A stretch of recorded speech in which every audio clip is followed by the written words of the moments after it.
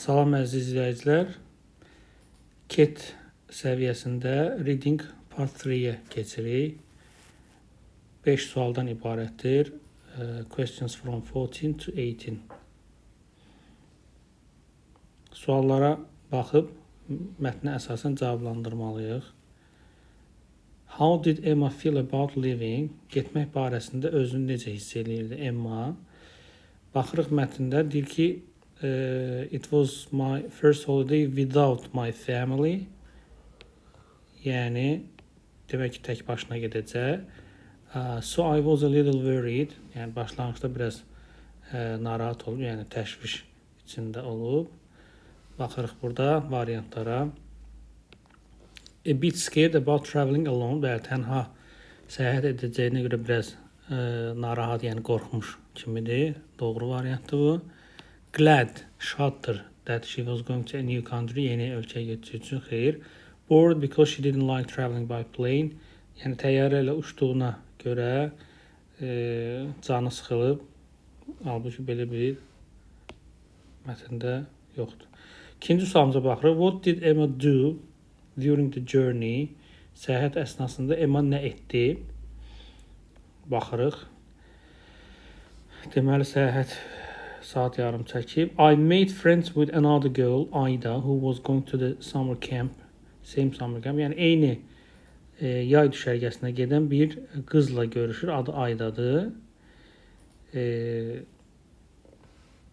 Baxaq görək burada bu variantda varmı belə bir şey. She chatted with her best friend. Bu deyir ən yaxşı dostuyla deyir söhbət elədi. Halbuki hələ təzə dostlaşıb. Yəni bu bir aldadıcı variantdır.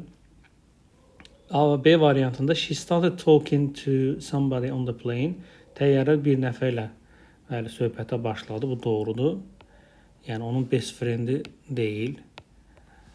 She met a young lady who worked at the airport.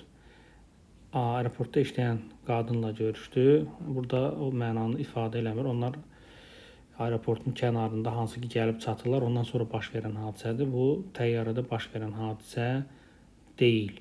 Keçirik 16-cı suala. How long did Emma stay at the summer camp? Yəni orada düşərgədə nə qədər müddət qaldı? A few days, bir neçə gün. Bir neçə gün, yəni 3-5 gün kimi fikirləşə bilərik. Less than 2 weeks, 2 həftədən az. 20 days, 20 gün. Baxırıq indi mətnə. Mətndə deyir ki, last bilirik də davam etmək, sürməkdir. Yəni düşərgə nə qədər çəkir? Sadəcə 12 gün, 12 days. 12 days deyirsə, deməli bu 2 həftədən azdır, yəni 14 gündən az. Yəni bizim doğru variantımız B variantı olacaq. Növbəti sualımızda which new things did Emma learn at the summer camp? Təzə nə öyrəndi Emma bu düşərgədə?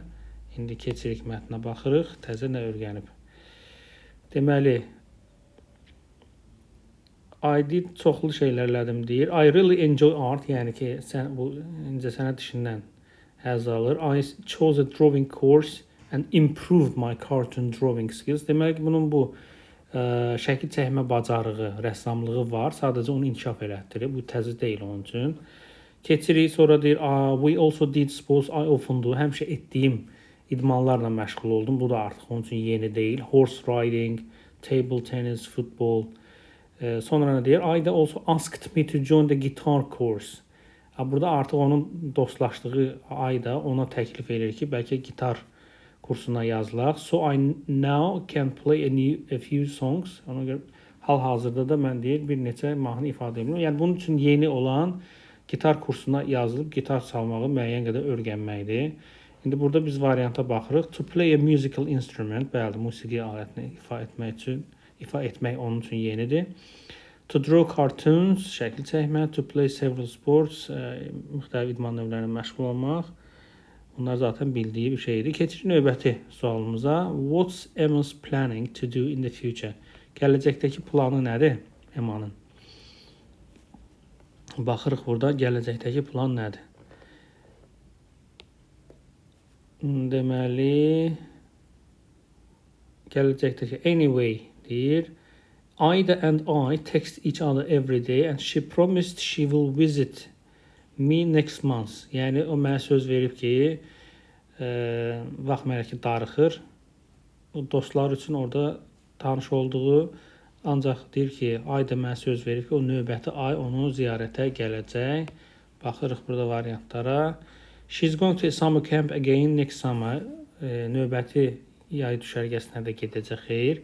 She's going to text her new friend every day. Hər gün öz yeni dostuna yazacaq. Xeyr. She's going to meet Ayda soon. Bəli, tezliklə Ayda ilə görüşəcək. Yəni Ayda onu ziyarətə gələcək. Bu bizim doğru variantımızdır.